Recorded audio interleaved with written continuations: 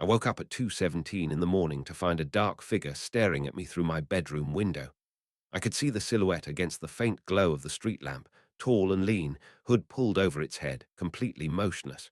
My heart stopped. My blood turned to ice. For 3 agonizing seconds, I could not move, could not breathe, could not scream. And then the figure tilted its head, almost like it was studying me, cataloguing me, deciding what to do with me. I had never felt terror like that in my entire life, not in 22 years of military service, not in combat zones overseas, not during any of the countless dangerous situations I had survived. But in that moment, lying in my own bed in what was supposed to be the safest neighborhood in the country, I understood what true fear felt like. The figure held something in its hands, a clipboard, a pen.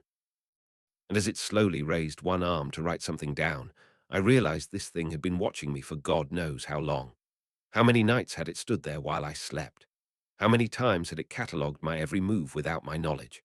And more importantly, what did it want? What I discovered that night changed everything I thought I knew about safety, about community, and about the dangerous obsession of one woman who had turned our peaceful neighborhood into her personal surveillance state. This is the story of the Window Watcher, the most terrifying HOA president to ever terrorize a community, and how we finally brought her reign of terror to an end.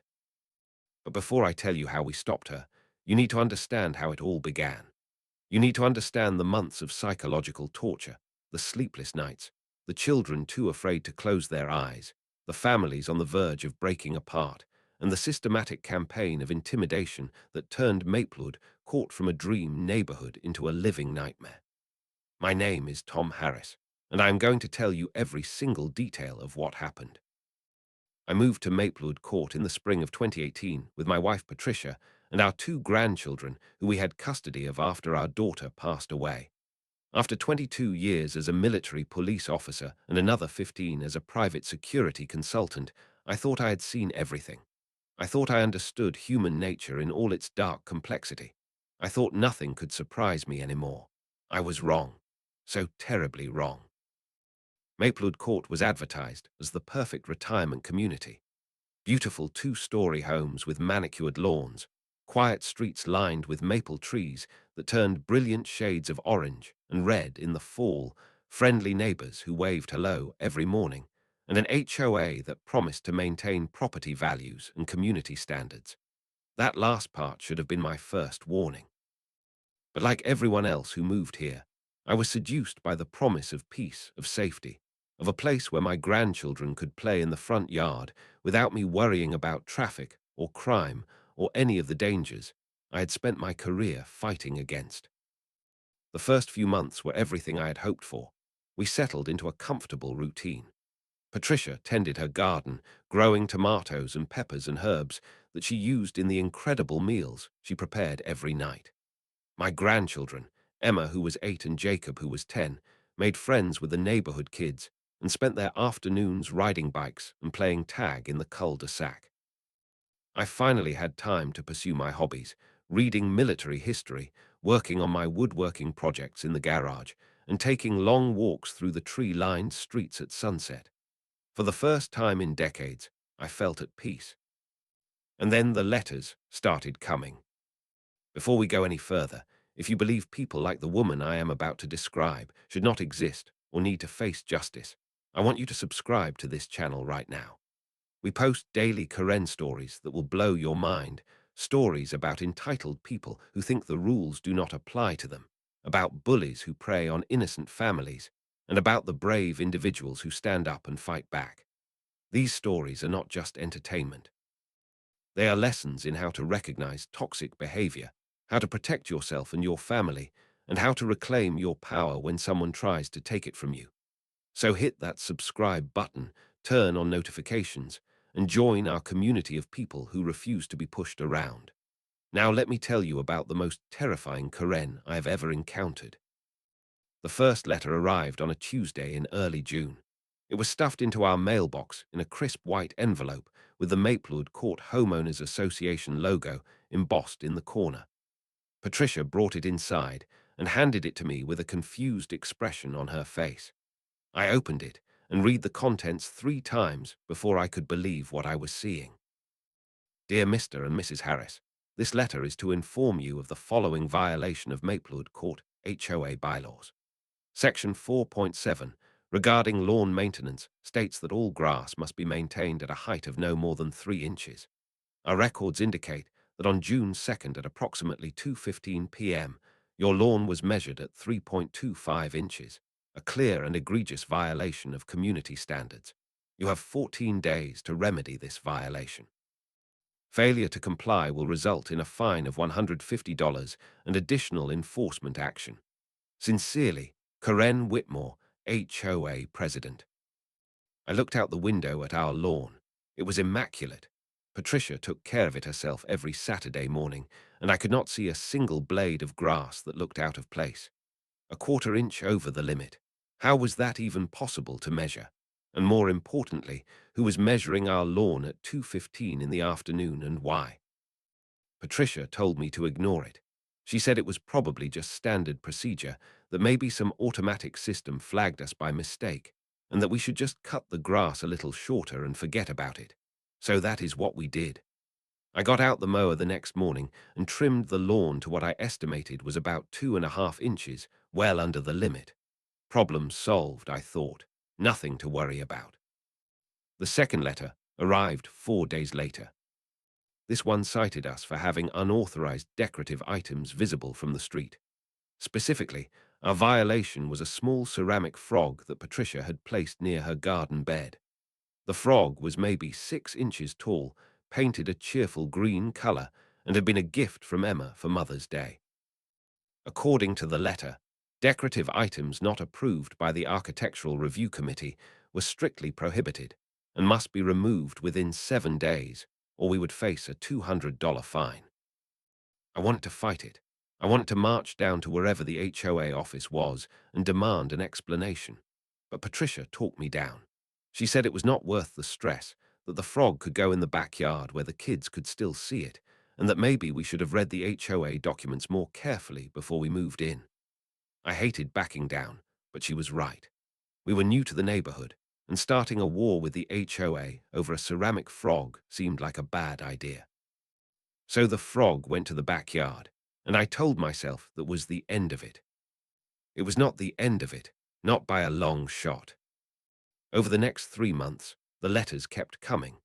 We were cited for having a welcome mat that was the wrong color. We were cited for having curtains in our front window that did not match the approved fabric list. We were cited for leaving our garbage cans visible from the street for more than 12 hours after collection day, even though we had brought them in the same evening. We were cited for having a bird feeder in our front yard that was allegedly attracting too many birds and creating a noise disturbance. We were cited for parking my truck in our own driveway at an angle of more than 15 degrees from the centerline. 15 degrees. Someone had actually measured the angle of my truck in my own driveway. Every letter was signed by the same person. Karen Whitmore, HOA President. I had never met this woman, never seen her at any of the neighborhood gatherings we attended, never even heard her name mentioned by any of our neighbors. But she seemed to know everything about us. She knew exactly when we brought in our garbage cans. She knew what color our welcome mat was. She knew the fabric of our curtains. She knew the angle of my truck. It was like she was watching us constantly, documenting our every move, waiting for us to slip up so she could send another violation notice. I started asking around. I talked to our next-door neighbors, Mike and Linda Chen, a lovely couple in their 60s who had lived in Maplewood Court for almost 10 years. When I mentioned the letters, Mike's face went pale. He glanced around nervously, as if checking to make sure no one was listening, and then he leaned in close and whispered 4 words that sent chills down my spine. "Do not cross, Karen." He told me that Karen Whitmore had been the HOA president for almost 8 years, and in that time, she had transformed from a mildly annoying rule enforcer into something far more sinister. He said she had driven at least 3 families out of the neighborhood through constant harassment, endless fines, and what he called psychological warfare. He said she had cameras hidden around the neighborhood that she used to monitor everyone's activities. He said she had spies, people who reported to her in exchange for having their own violations overlooked. He said she had once sued a family for $20,000 over a fence that was painted the wrong shade of brown, and when the family could not afford to fight it, they lost their house. I thought Mike was exaggerating. I thought maybe he had a personal grudge against Karen and was letting it color his perception. But then he showed me his file. Every homeowner kept a file, he explained, a folder full of every violation notice, every threatening letter, every fine they had received since Karen took power. Mike's file was nearly 3 inches thick. 8 years of documented harassment. 8 years of being told his gardening methods were substandard. 8 years of being cited for infractions, so minor they bordered on the absurd. That night, I lay awake thinking about everything Mike had told me. Patricia was already asleep beside me, but my mind was racing. What kind of person devoted their entire life to tormenting their neighbors over lawn height and welcome matte colors? What kind of emptiness existed inside someone that they could only fill it by controlling and punishing everyone around them? I did not have answers to those questions. But I was starting to understand that we had moved into something far more dangerous than a typical suburban neighborhood. And then the sightings began. It started with the Hendersons, a young couple who lived 3 houses down from us with their newborn baby. Sarah Henderson called Patricia one morning in a panic, her voice shaking so badly she could barely get the words out. She said she had woken up at midnight to feed the baby and had seen someone standing outside her nursery window. A tall figure in a dark hood, completely motionless, just staring into the room where her infant daughter slept. By the time her husband David got outside to investigate, the figure was gone. They called the police, but there was nothing to find. No footprints, no evidence, nothing. The police said it was probably their imagination, new parent paranoia, sleep deprivation playing tricks on their minds. Sarah wanted to believe them. David wanted to believe them. But then it happened again 3 nights later. Same figure, same window, same silent, motionless staring. Word spread through the neighborhood like wildfire. Within a week, 4 other families reported similar sightings. The Patels saw a figure outside their living room window at 11:30 p.m.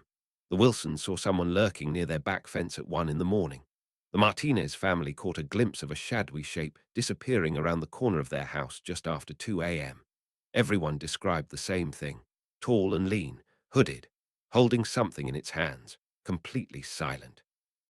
And the way it moved, or rather, the way it did not move, it would stand there motionless for minutes at a time, like a statue, and then suddenly vanish the moment anyone tried to approach. The neighborhood descended into chaos. People started sleeping in shifts, taking turns keeping watch through the night. Home security systems that had been dormant for years were reactivated and upgraded. Motion sensor lights were installed on every corner of every house. Parents stopped letting their children play outside after dark. Dog owners started carrying pepper spray on their evening walks.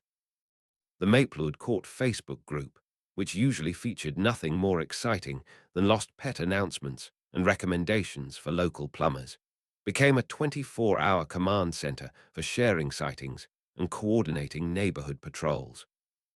My military training kicked in immediately. I organized the patrol schedule, dividing the neighborhood into sectors and assigning teams to each one.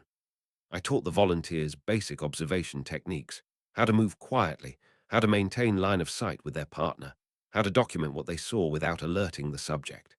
For the first 2 weeks, we patrolled every night from 10 p.m. to 6 a.m., covering every street, every alley, every dark corner where a prowler might hide. We saw nothing. The figure seemed to know when we were watching and stayed away. But the moment we relaxed, the moment we let our guard down even slightly, the sightings would start again. It was like being hunted by a ghost, a specter that could see us but remained invisible to our eyes. The stress was unbearable. Patricia started having nightmares about dark figures standing at the foot of our bed. Emma stopped sleeping in her own room and insisted on staying with us, clutching her stuffed rabbit so tightly her knuckles turned white. Jacob, who was usually the brave one, started wetting the bed for the first time since he was a toddler.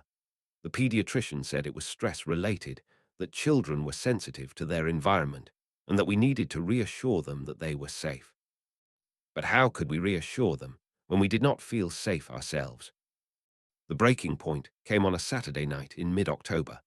I remember the date exactly because it was the night before Emma's 9th birthday. Patricia and I had spent the whole day preparing for her party, blowing up balloons, wrapping presents, baking her favorite chocolate cake. We fell into bed exhausted around 11 p.m., too tired to worry about prowlers or patrol schedules or anything else. I woke up at exactly 2:17 a.m. I know the time because the first thing I did was look at the digital clock on my nightstand, its red numbers glowing in the darkness. Something had woken me, some sound or sensation that my subconscious had registered as a threat. I lay perfectly still, listening, and then I turned my head toward the window. That is when I saw it, the figure, standing less than 10 feet from where I lay, separated from me only by a thin pane of glass. I could see the outline clearly, the tall frame, the hood pulled low over the face, the arms held stiffly at its sides, and in its hands, catching just enough light to be visible, a clipboard and a pen. I do not know how long I lay there frozen. It felt like hours, but was probably only seconds. And then the figure moved. It raised the clipboard and began to write something down, its head tilting slightly as if studying me, documenting me, adding me to some kind of list. Something snapped inside me. All the fear, all the anxiety, all the months of feeling helpless and hunted, it all transformed in an instant into pure, burning rage. I was a soldier. I was a trained combat veteran. I had faced enemy combatants who wanted to kill me and had not flinched. And I was not going to cower in my own bed while some freak in a hood terrorized my family. I threw off the covers and lunged for the light switch. Patricia woke up screaming, not understanding what was happening. I yelled at her to call 911, and then I sprinted for the back door, grabbing the baseball bat I kept in the closet on my way. I hit the porch at full speed, flipping on every light switch I could reach, flooding the backyard with harsh white light. The figure was already moving. I caught just a glimpse of it darting behind the hedge that separated our property from the Chen's yard. But I was faster than it expected. Years of training had kept me in shape, and I cleared the distance in seconds. I rounded the corner of the hedge, bat raised and ready to swing. And then I stopped. The hood had slipped back, revealing the face beneath. The street lamp at the end of the Chen's driveway cast just enough light for me to see clearly, and what I saw made my stomach drop into my shoes. It was Karen Whitmore, the HOA president. I recognized her instantly from the photos on the HOA website, the ones that accompanied her monthly newsletter about community standards and upcoming violation enforcement periods.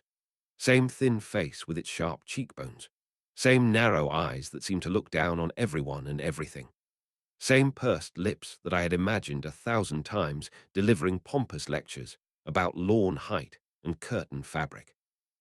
She stood there clutching her clipboard, pen still in hand, looking at me with an expression of absolute fury. Not fear, not embarrassment, fury. Like I was the one who had done something wrong by catching her stalking through my backyard in the middle of the night. For a long moment, neither of us spoke. I was too stunned to form words, and Karen, it seemed, was too arrogant to think she owed me any explanation. Finally, she broke the silence. She said, in a voice dripping with condescension, that she was conducting routine nighttime inspections as authorized by Section 12.3 of the HOA bylaws. She said that homeowners had agreed to periodic property assessments when they signed their purchase contracts. She said that if I had nothing to hide, I had nothing to worry about. I could not believe what I was hearing. This woman had been terrorizing the entire neighborhood for months. She had caused children to have nightmares. She had destroyed families' sense of safety. She had turned a peaceful community into a surveillance state, and she stood there acting like she was the victim, like I was the one who owed her an apology. My hands tightened on the baseball bat. Every instinct I had screamed at me to do something, to make her understand the fear and anger she had caused. But then I heard Patricia's voice calling from the house, asking if I was okay, asking what was happening. And I remembered who I was. I was not a vigilante. I was not a criminal. I was a man who believed in the rule of law, in justice, in doing things the right way. So I lowered the bat. I took a deep breath, and I told Corinne Whitmore that we were going to handle this properly. I told her that I had seen enough evidence of her activities to build a case. I told her that her reign of terror was over, and I told her that if she ever set foot on my property again, I would make sure she faced the full consequences of her actions. Corinne laughed. She actually laughed at me. She said I had no idea who I was dealing with. She said she had been running Maplewood Court for 8 years, and no one had ever been able to touch her. She said I was just another troublemaker who would eventually learn his place or be forced out like all the others. And then she turned and walked away, disappearing into the darkness like the ghost she had been pretending to be all along. I stood there in the cold night air for a long time after she left. Patricia came outside wrapped in a bathrobe, Jacob and Emma peering anxiously from the doorway behind her. I told them it was over, that I knew who the prowler was, and that we were going to stop her.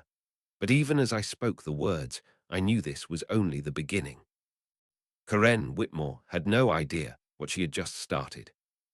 The next morning, I went door to door through the entire neighborhood. I talked to every family who had reported a sighting. I collected statements, gathered photographs, and compiled a timeline of Corinne's nighttime activities. The evidence was overwhelming. Over the past 5 months, Corinne had conducted unauthorized surveillance on at least 27 households. She had documented everything from window decorations to sleeping habits. She had crossed property lines without permission, violated privacy laws, and created a pattern of harassment that would make any prosecutor salivate. But that was not even the worst part. When I compared the surveillance dates to the violation notices that residents had received, a sickening pattern emerged. The Hendersons were cited for having unauthorized window treatments 3 days after Corinne was spotted outside their nursery. The Patels received a notice about their landscaping 2 days after the living room sighting. The Wilsons were fined for an improper mailbox placement within a week of seeing the figure near their fence. Corinne was not just conducting random inspections. She was using her nighttime surveillance to gather evidence for daytime harassment. She was peering into people's homes, cataloging everything she saw, and then using that information to issue violation notices and collect fines. It was a system of control that would have made any authoritarian dictator proud. I called an emergency neighborhood meeting at the community center that evening. More than 40 households sent representatives, nearly everyone on Maplewood Court. People who had never spoken to each other before sat shoulder to shoulder, united by their shared fear and anger. When I presented the evidence, there were gasps of horror. When I showed the photographs and played the video from my security camera, people broke down in tears. Sarah Henderson had to leave the room when she realized Corinne had been watching her nurse her infant daughter through the nursery window. But the meeting was not just about pain. It was about action. By the time we adjourned 3 hours later, we had formed a coalition of residents committed to removing Corinne from power. We had assigned teams to research legal options, document ongoing harassment, coordinate with law enforcement, and contact local media. And we had elected a new community leader to guide us through the battle ahead. That leader was me. I did not want the job. I had moved to Maplewood Court to retire, to spend time with my family, to finally enjoy some peace after decades of service. But as I looked around that room at the frightened faces of my neighbors, at the families who had been tormented for months by this woman, I knew I could not walk away. They needed someone to fight for them. They needed someone who knew how to face an enemy and win. And so the war began. The first phase was documentation. I instructed every household to install security cameras covering all angles of their property, to keep detailed logs of any unusual activity, and to save every piece of correspondence from the HOA. Within 2 weeks, we had assembled a database of over 300 violation notices, more than 50 documented instances of nighttime surveillance, and countless testimonials from residents describing years of harassment and intimidation. The second phase was legal preparation. I contacted a lawyer named Helen Martinez, a friend from my security consulting days who specialized in homeowner association disputes. When I showed her the evidence, she nearly fell out of her chair. She said she had seen some bad HOAs in her career, but nothing like this. She said what Karen was doing was not just a violation of HOA bylaws, it was potentially criminal: stalking, harassment, invasion of privacy, trespassing. The list went on and on. Helen agreed to represent the neighborhood coalition on a contingency basis. She said cases like this were exactly why she became a lawyer, to protect ordinary people from bullies who thought they were above the law. She drew up a formal complaint against Karen, documenting every violation and demanding her immediate removal from the HOA board. She also prepared a civil lawsuit seeking damages for emotional distress, invasion of privacy, and intentional infliction of mental anguish. But Karen was not going to go quietly. When she received notice of the complaint, she went on the offensive. Within 48 hours, every household in the coalition received multiple violation notices. I was cited for having an improperly installed security camera, for creating excessive light pollution with my motion sensor lights, and for hosting an unauthorized gathering at the community center. The Hendersons were cited for noise violations related to their baby crying at night. The Chens were cited for having newspapers visible in their recycling bin for too long. The violations were petty and absurd, but they carried real fines, some as high as $500 per incident. Karen was trying to bury us in paperwork and fees. She thought she could break our resolve by hitting us in our wallets, but she underestimated us. For every violation notice she sent, we documented another instance of her harassment. For every fine she levied, we gathered more evidence of her nighttime surveillance. And for every threat she made, we became more united in our determination to stop her. The confrontation came to a head at the quarterly HOA board meeting in early November. The community center was packed beyond capacity, with residents standing along the walls and spilling out into the hallway. Karen sat at the head table with the other board members, looking supremely confident despite the sea of angry faces staring at her. She probably thought this was just another meeting where she would lecture the masses about their failures, and then dismiss any concerns with a wave of her hand. She was wrong. Helen Martinez stood up and presented the formal complaint against Karen. She laid out the evidence in meticulous detail, showing photographs, playing video clips, reading testimony from residents.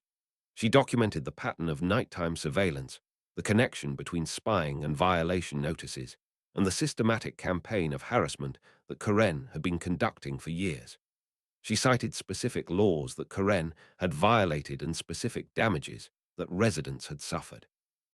When Helen finished, there was a moment of stunned silence, and then Karen made the biggest mistake of her life.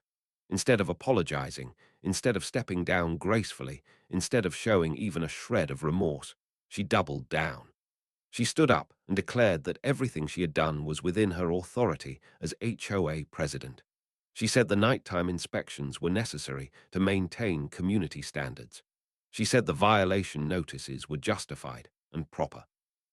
She said the residents who complained were troublemakers and malcontents who should be grateful for her leadership.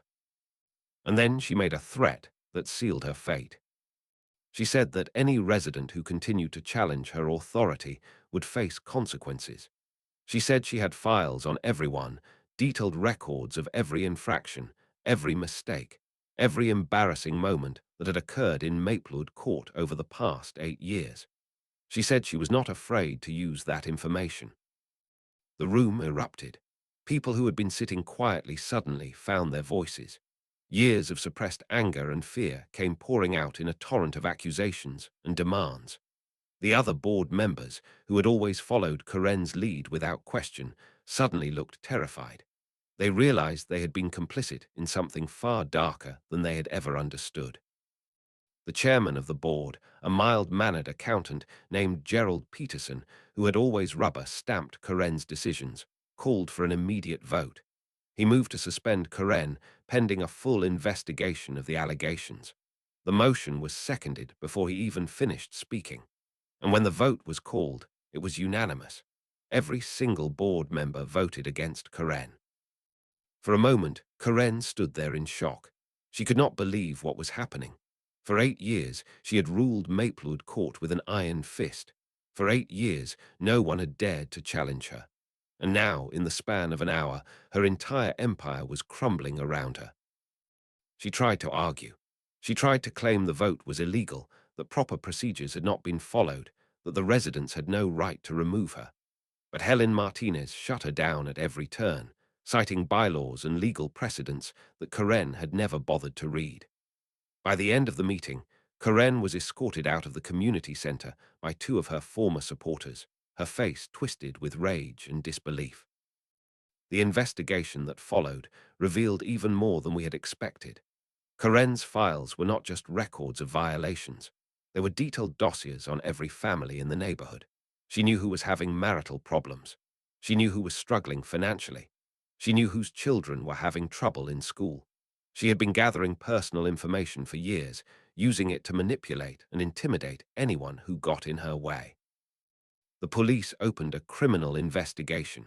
The evidence of stalking and harassment was overwhelming. Karen was charged with multiple counts of invasion of privacy, criminal trespassing, and harassment.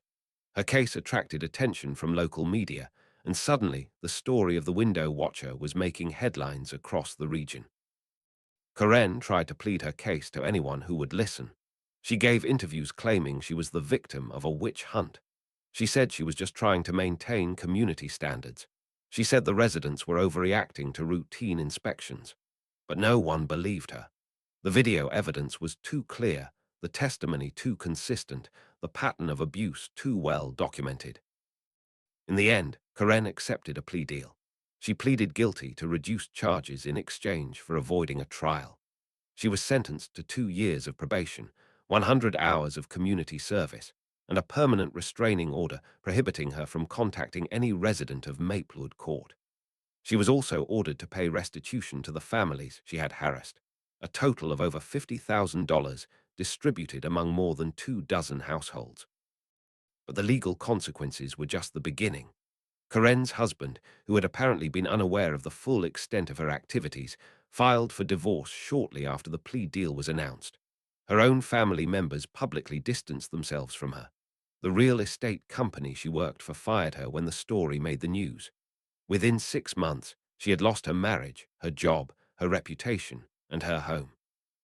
The last anyone heard, she had moved out of state to live with a distant relative, a broken woman who had finally faced the consequences of her actions. And Maplewood Court was transformed. The new HOA board, elected by the residents themselves, instituted sweeping reforms. Inspections could only be conducted during daylight hours with advance written notice. Violation notices had to be accompanied by photographic evidence and could be appealed through an independent review process. Fines were capped at reasonable levels and could be waived for first-time offenses. And most importantly, the board was required to hold public meetings where residents could voice concerns and participate in decision-making. The neighborhood that had been paralyzed by fear slowly came back to life. Families started gathering in front yards again, sharing meals and conversation as the seasons changed. Children played in the streets until dark, their laughter echoing through the cul-de-sac. The patrol schedules were retired, the motion sensor lights were turned down to reasonable levels, and the constant vigilance that had defined our lives for so long gradually faded into memory. Patricia's garden flourished in the years that followed. She planted flowers along the walkway, vegetables in raised beds, and yes, she brought the ceramic frog back to the front yard where it belonged. Emma and Jacob grew up healthy and happy, the nightmares fading as they built new memories of safety and belonging. I found the peace I had been searching for when I moved to Maplewood Court, the peace of knowing that my family was protected, that my neighbors were friends, and that our community was finally free. But every now and then, late at night when I cannot sleep, I find myself drawn to the window. I stand there in the darkness, looking out at the quiet street, remembering the figure that once lurked in the shadows. And I think about how close we came to losing everything. Not to a violent criminal or a natural disaster, but to one woman's obsession with control. One woman who thought she had the right to spy on her neighbors, to document their private moments, to punish them for the smallest imperfections. The window watcher taught me something important about the nature of tyranny. It does not always come with armies and weapons. Sometimes it comes with clipboards and violation notices. Sometimes it wears a hood and watches you sleep. Sometimes it hides behind bureaucracy and rules and the veneer of community standards. But no matter what form it takes, tyranny can only survive as long as people are afraid to stand up against it. We were afraid for too long. We accepted the letters, the fines, the constant surveillance because we did not want to cause trouble. We told ourselves it was not that bad, that we could live with minor inconveniences, that fighting back was not worth the effort. And in our silence, we gave Karen exactly what she wanted. We gave her power. But in the end, we took that power back. We stood together as a community, gathered our evidence, built our case, and demanded justice. And we won. Not because we were louder or angrier or more vindictive than Karen. We won because we were right. We won because the truth was on our side. We won because even in a world that sometimes seems hopelessly corrupt and unfair, good people working together can still overcome evil. That is the lesson I want you to take from this story. That is why I spent months writing down every detail, reliving every moment of terror and triumph, so that others could learn from what we went through. If you are being harassed by someone in a position of power, whether it is an HOA president, a boss, a landlord, or anyone else who thinks they are above consequences, know that you do not have to suffer in silence. Document everything. Find allies. Seek legal help. And never, ever let fear convince you that fighting back is impossible. The window watcher is gone. The woman who terrorized Maplewood Court for 8 years is now just a cautionary tale, a story we tell new neighbors over barbecue dinners and block parties. But her legacy lives on in the reforms we implemented, the community we built, and the vigilance we maintain against anyone who might try to take away our freedom again. As I finish telling you this story, the sun is setting over Maplewood Court. The maple trees are turning their brilliant autumn colors, and I can hear children playing in the street. Patricia is calling me in for dinner, something wonderful with tomatoes from her garden. Emma is home from college for the weekend, and Jacob just got accepted to his dream university. Life is good. Life is peaceful. Life is everything I hoped it would be when I moved to this neighborhood so many years ago. And the windows are just windows now. They let in light and air and the sounds of a neighborhood at peace. They are no longer portals for fear, no longer stages for sinister figures in the night. They are what they were always meant to be, openings to a world that is mostly kind, mostly safe, mostly filled with people who want nothing more than to live their lives and raise their families and be left alone. But I keep the cameras running, just in case. Now I want to hear from you. Have you ever dealt with an out-of-control HOA? Have you faced harassment from someone who abused their power? Share your story in the comments below. And if you found this video helpful or inspiring, please like, subscribe, and hit that notification bell so you never miss our daily content. We post new Karen stories every single day, real accounts of entitled people facing real consequences for their actions. Together, we are building a community of people who refuse to be victimized, who stand up for themselves and each other, and who believe that justice is possible even in a world that sometimes seems stacked against us. Thank you for watching. Thank you for listening. And remember, no matter how dark the night seems, no matter how terrifying the figure at your window, the dawn always comes. You just have to be brave enough to wait for it. This is Tom Harris, signing off from Maplewood Court. Stay safe out there, and keep watching those windows.